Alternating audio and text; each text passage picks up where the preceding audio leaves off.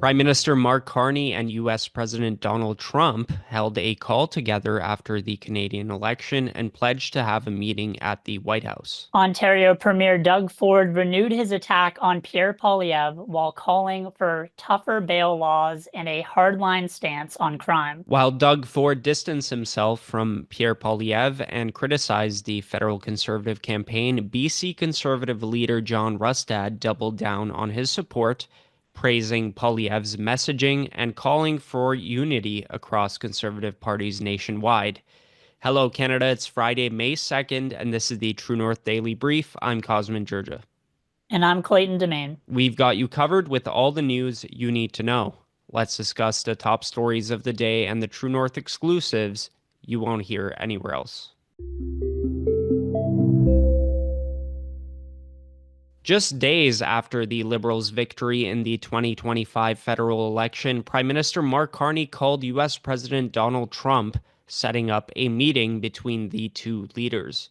In a short press release, the Prime Minister said that Trump congratulated Carney on his election victory and asserted that the leaders came to a mutual agreement to work together as, quote, independent, sovereign nations for their mutual benefit. Taking questions from the media during a cabinet meeting, Trump said that Carney called him wanting to make a deal and that he won the Canadian election because he was the least anti-Trump candidate. Trump said, quote, I think we're going to have a great relationship. He called me up yesterday. He said, let's make a deal. Trump remarked that while he finds Carney to be a nice guy, he won the election in a tight race. Trump said, quote, I spoke to him yesterday. He couldn't have been nicer, and I congratulated him. You know, it was a very mixed signal because it's almost even, which makes it very complicated for the country. It was a pretty tight race. Trump confirmed that he invited Carney to the White House, saying that the visit would happen within a week. In an interview Trump gave to The Atlantic, published on Election Day, Trump remarked that the Conservatives held a 25-point lead in the polls until he was reelected and flipped Canada's opinion environment with his on and off tariffs and comments about making Canada the 51st state. Trump had previously suggested in an interview with Fox News' Laura Ingraham that he did not care if the Conservatives lost in the Canadian election, saying it is easier to deal with the Liberals. Trump said, quote, the Conservative that is running is stupidly no friend of mine. I don't know him, but he said negative things. When he says negative things, I couldn't care less. Carney also spoke with French President Emmanuel Macron, who congratulated him on his election victory and promised to deepen the defense and commercial ties with each country. So, Clayton, U.S. President Donald Trump has obviously come out of this brazen and he's ready to engage with the Canadian government. Does Trump have the upper hand here as Prime Minister Mark Carney faces a minority government? Well, of course, Donald Trump has already noted that Carney won a minority government and that the country was split 50-50, which he could use and already is kind of to discredit the mandate or the lack thereof that Carney actually has from Canadians. But from Trump's perspective, he has the upper hand because if Carney fails to strike a favorable deal with the U.S., Trump can tell the businesses in America who are upset about the tariffs that it's the Canadians who are being difficult and not him. At the heart of Trump's tariffs is a desire to manufacture more in America. So whether he gets a free trade deal with Carney's Liberal government or not, the result will be a net positive for America. Now, Carney vowed many policies which were first brought up by Conservative leader Pierre Poilievre, like trading with new partners and lifting provincial trade barriers. So if Carney can manage to deliver on those promises, it's possible that eventually Canada could be in a position where it isn't impacted by the tariffs either, though that's not a likely position for Canada to be in over the next few years. Canada relies on exports to the US more than the other way around, so the tariff war always disproportionately impacted Canadians. Carney also vowed to impose border adjustment measures, or as the Canadian Taxpayers Federation calls them, carbon tariffs on any country's imports that don't have carbon pricing. So Trump is almost certainly going to seize on this, saying, how can the Canadians complain about his tariffs when Canada imposes their own unrelated tariffs against countries such as the US? It's likely that at least one of Carney's campaign slogans is true, and that the US-Canada relationship will never be the same now that the Liberals secured a fourth term in power. While announcing he would advocate for bail reform and a tough on crime approach from courts and the federal government, Ontario Premier Doug Ford attacked federal Conservative leader Pierre Poilievre again. During a Wednesday press conference, Ford was asked why he didn't publicly support Poilievre since he's announcing a commitment to the same policies Conservatives ran on during the election. Ford said, quote, "I shouldn't interfere in the federal election. Last time I checked, Pierre Poilievre never came out in our election. Matter of fact, he or one of his lieutenants told every one of his members, don't you dare go out and help the PCs." This comes after newly elected Conservative MP Jamil Jivani criticized Ford during the election, having won in his Bowmanville-Oshawa North riding in Ontario. Jivani unleashed on Ford, saying he, quote, sabotaged the Conservative campaign and acted as a, quote, hype man for the Liberal Party. Jivani referenced comments made by Ford's campaign manager, Corey Taniki, which Ford echoed in the middle of the election, saying Poilievre had blown a 20-point advantage over the Liberals and that his campaign was mismanaged. Jivani said the federal Conservatives stayed out of Ford's campaign out of respect, and Ford should have done the same rather than sharing negative opinions about the Conservatives and meeting with Liberal leaders. Ford said, quote, "I'm not going to dig deep into this. The people spoke, and I have no say in who people vote for, but I'll tell you one thing, we have a democratically elected government. I will hold them accountable," Ford continued. "I'll hold them accountable like I would, no matter if it's a conservative government or liberal government." Ford continued to blast Poilievre, saying he could have made a phone call to Ford and his government.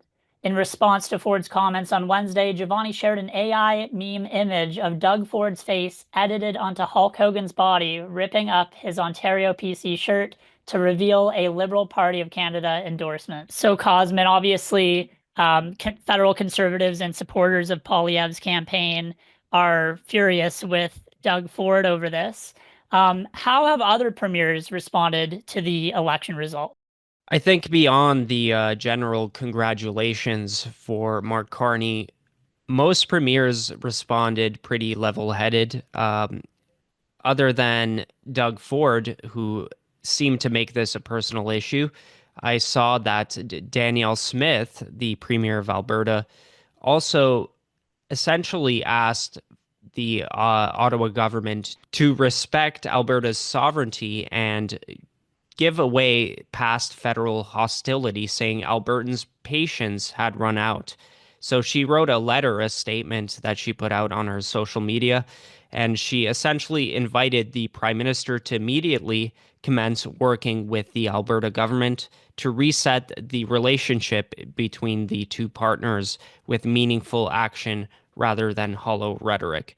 And in the past, we've seen, especially with Mark Carney, as soon as he assumed his leadership, there has been some friction between the Alberta government and the Liberal Party.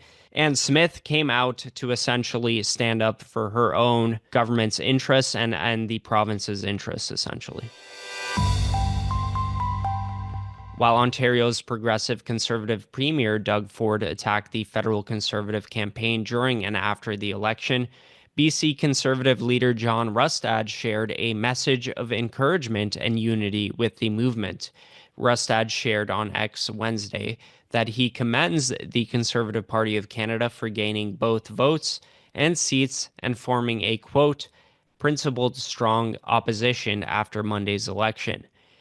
This comes after Conservative MP Jamil Jivani criticized Ford for, quote, sabotaging the federal campaign, while the CPC did not interfere in the Ontario election just months earlier. Rustad said, quote, millions of Canadians rallied behind Pierre's message of affordability, freedom, and common sense.